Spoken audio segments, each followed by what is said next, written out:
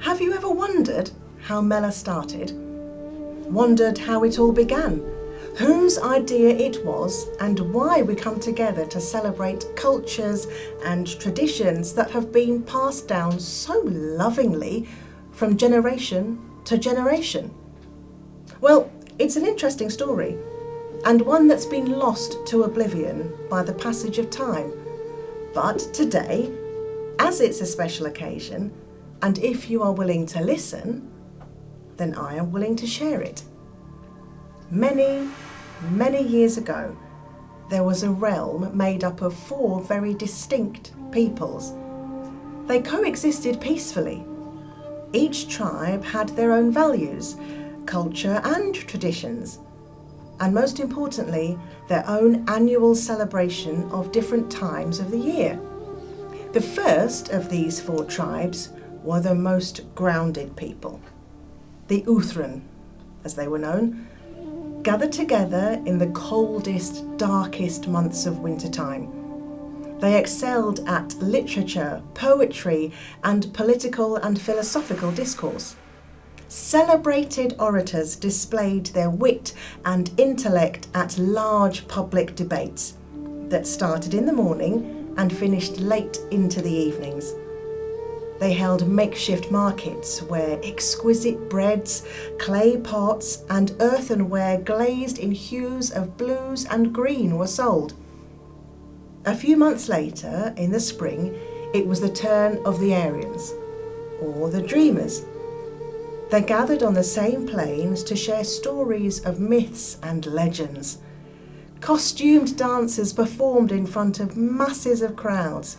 Vendors sold flowers, dried herbs and incense, and at dusk their women lit lanterns and released them up into the sky. Then there was the Hyderabadi. By royal proclamation, the Hyderabadis were granted control of all of the waterways. They built great boats and swam great distances in the rivers and streams. In the scorching summers, they plunged themselves in the river during their ritual baths and celebrated by the riverside with rich wines, fruit, and freshly caught fish. The most unpredictable of the tribal people, they were sometimes calm and other times turbulent and chaotic. Finally, in autumn, it was the turn of the Ferozis. This tribe was strong and known to be fearless. They let off firecrackers and laid down tracts of ashen coal for healing firewalks. Fire eaters performed great acrobatic stunts, and vendors sold roasted nuts and grilled meats, while crowds gathered to watch shadow puppetry. And this is where our story starts. About a little Ferozi boy and a fateful error that changed his life forever. Guraag was a fearless little boy, tall for his tender age, but also kind and thoughtful in equal measure. He was charged with looking after his little sister, Chanchal. Chanchal was fearless too, but she was mischievous and took great delight in hiding from her brother. Her golden skin was clear and marked only by a black beauty spot under her left eye. Now, Guraag's parents were fire performers, and each year they performed in front of huge crowds in the arena, taking on ever more daring acts to delight the crowds. Nightly, the 2 children watched from the top of a nearby hill as their mother and father performed death-defying acrobatics with fire and jumped through burning hoops. Night after night, Chanchal watched her parents in awe, and Guraag dutifully watched his sister. Sometimes a beggar woman called Noura wandered over to share what little food she had with the children. On the night of the grand finale, huge crowds gathered to watch the epic performance. Guraag was overawed by the sight of his mother and father jumping and tumbling among the flames. "Chanchal, aren't they wonderful?" he said. But when he turned around, she was not there. He looked around frantically. The crowds were bigger than usual that day, and there were hordes of people on the hill too. He elbowed his way through the gathered crowds, panicked, calling out, "Chun Chao! Chun Chao!" In the distance, he could see the crowd was surging and swelling. He saw great plumes of smoke arise from the arena. He sensed that something terrible had happened. He ran back up the hill, and to his horror, he saw that both his mother and father were ablaze. He began to run towards them. There was panic everywhere.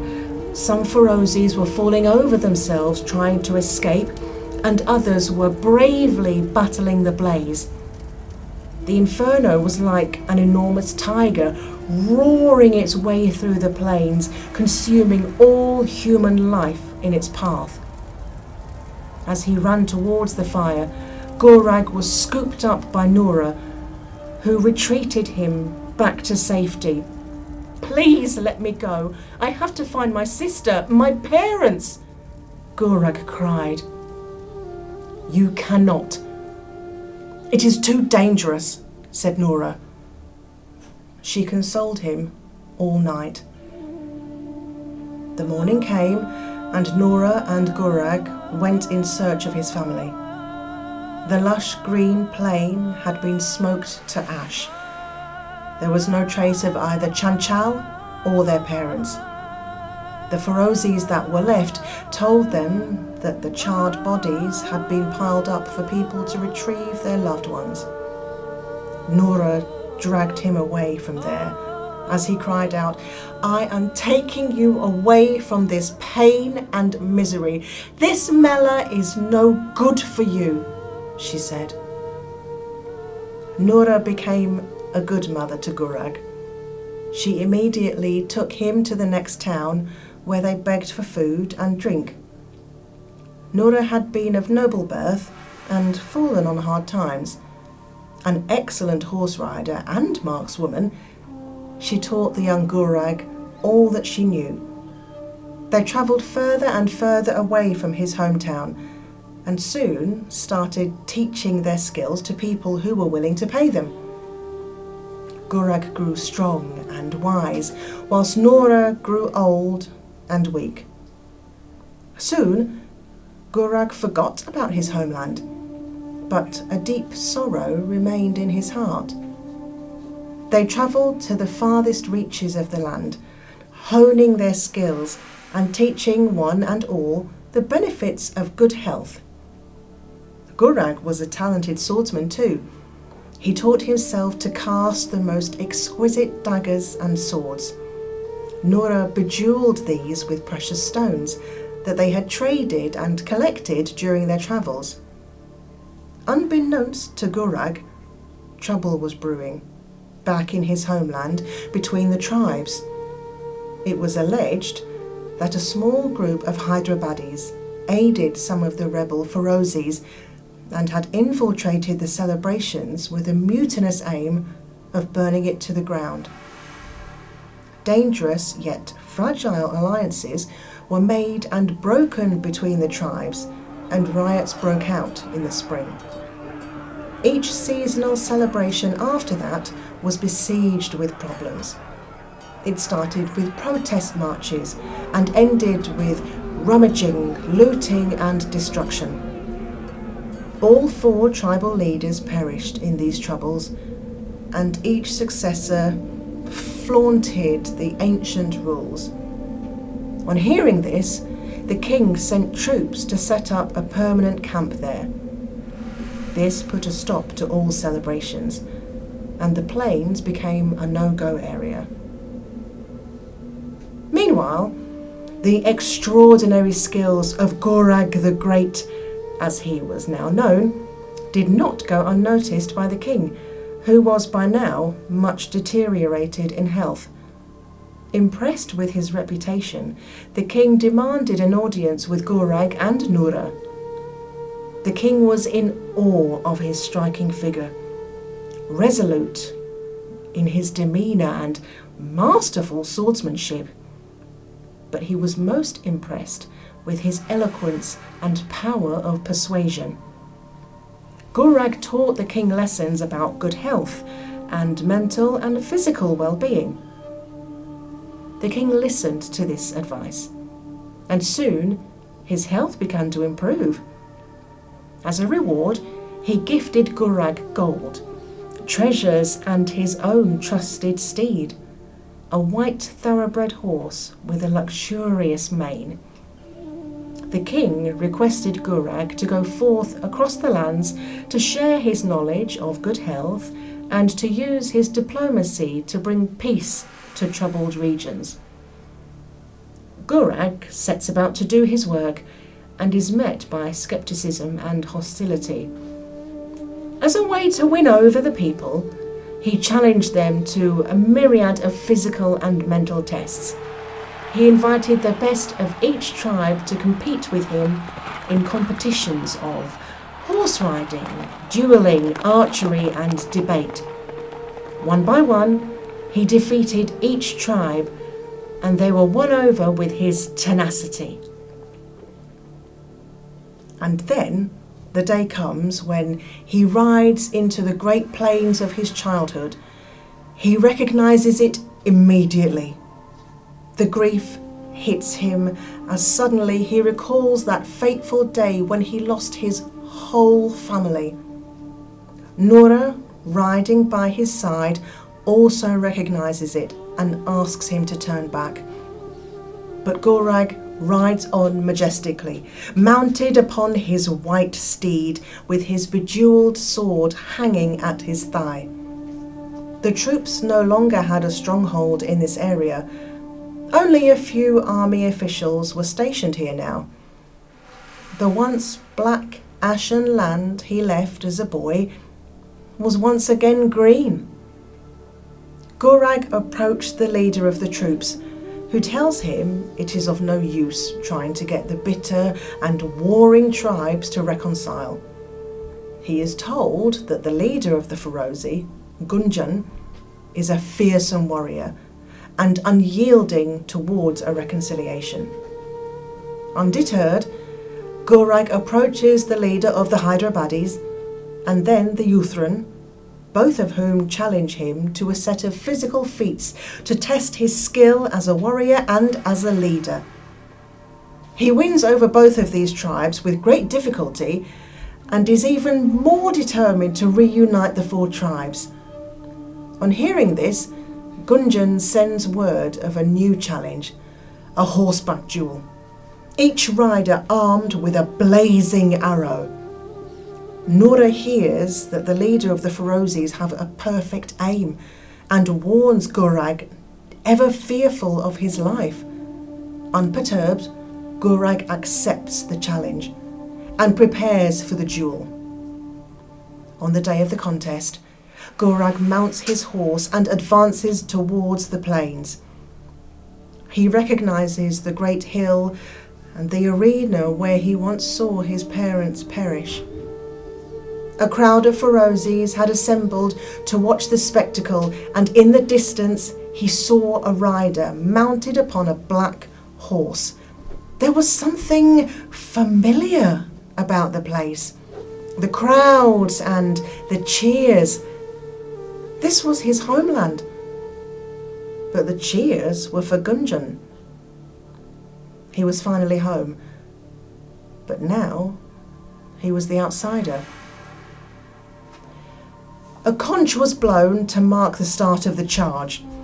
Both horses and riders, poised at opposite ends of the field, advanced, galloping along with fire-tipped arrows at the ready. As his opponent galloped towards him, he noticed that the stature of the rider was much smaller than he had expected. As Guraag rode closer, he realized that the figure enveloped in scarlet robes galloping towards him was a woman. "Go, Guraag!" Nora shouted from the crowd. Gunjan, the warrior woman, advanced towards him closer, her face covered with a scarlet veil, only her piercing brown eyes visible. the darkest of eyes, with a single black beauty spot under her left eye. "Chanchal!" Guraag said under his breath. "Could it be?" His breath and his horse both slowed, but Chanchal's horse did not. She did not recognize him. "Chanchal!" he cried out louder. "It is I, your brother!" Guraag smiled with glee. At long last he had found his dear sister. The crowd cheered loudly. She could not hear him, and with pinpoint accuracy she fired her arrow directly at him. The flaming tip pierced Guraag's chest, and he fell from his steed. Nora came running to his side. "Guraag, my son," she whimpered. "I have found my sister, mother. It is her."